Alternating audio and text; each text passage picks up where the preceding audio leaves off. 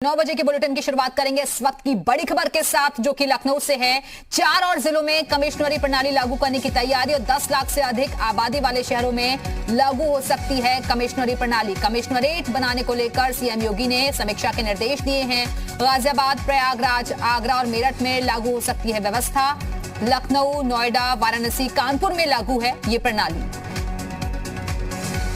और चलिए इस वक्त सीधे रुख करेंगे लखनऊ का, जहां से हमारे साथ हमारे सहयोगी संकल्प दुबे इस वक्त जुड़ गए हैं। संकल्प, क्योंकि इससे पहले जिन 4 शहरों में कमिश्नरेट प्रणाली लागू की गई थी उसके पॉजिटिव रिस्पांस देखने को मिले हैं और इसी वजह से अब 4 और शहरों में इसे लागू करने की तैयारी चल रही है।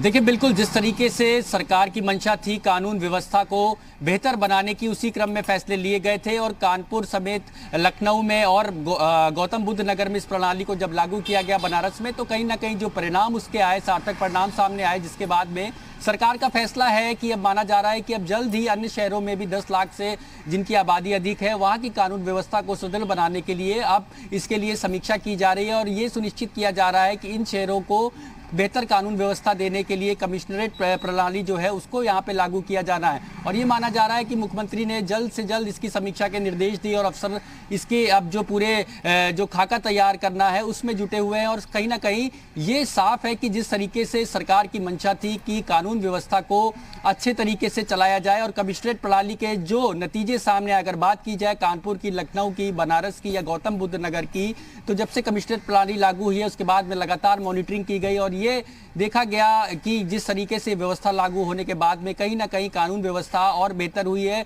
लोगों को त्वरित उनकी शिकायतों का निस्तारण हो पा रहा है। तो इसी क्रम में बिल्कुल लोगों की शिकायतों का निपटारा हो पा रहा है, उनका निस्तारण हो पा रहा है। बाकायदा इसको लेकर मॉनिटरिंग भी हुई थी और अब मुख्यमंत्री की तरफ से 4 और शहरों के लिए समीक्षा के निर्देश दिए गए हैं। बहुत बहुत शुक्रिया आपका संकल्प दुबे, हमारे साथ जुड़ने के लिए, जानकारी देने के लिए। पूर्वांचल के कई जिलों में बाढ़ से हाहाकार मचा है और सीएम योगी आज गाजीपुर और बलिया का दौरा करेंगे। सीएम योगी गाजीपुर और बलिया के बाढ़ग्रस्त इलाकों का हवाई सर्वेक्षण करेंगे। थोड़ी देर में मुख्यमंत्री योगी गाजीपुर पहुंचेंगे और फिर गहमर इंटर कॉलेज में बाढ़ प्रभावित लोगों को राहत सामग्री बांटेंगे और इसके बाद मुख्यमंत्री 10 बजे जनप्रतिनिधियों और अधिकारियों के साथ बैठक करेंगे। सीएम गाजीपुर के बाद बलिया सुबह 11:40 पर पहुंचेंगे। मालदेपुर में बाढ़ प्रभावितों को राहत सामग्री देंगे और फिर अधिकारियों के साथ बैठक कर बाढ़ राहत कार्यों पर चर्चा करेंगे।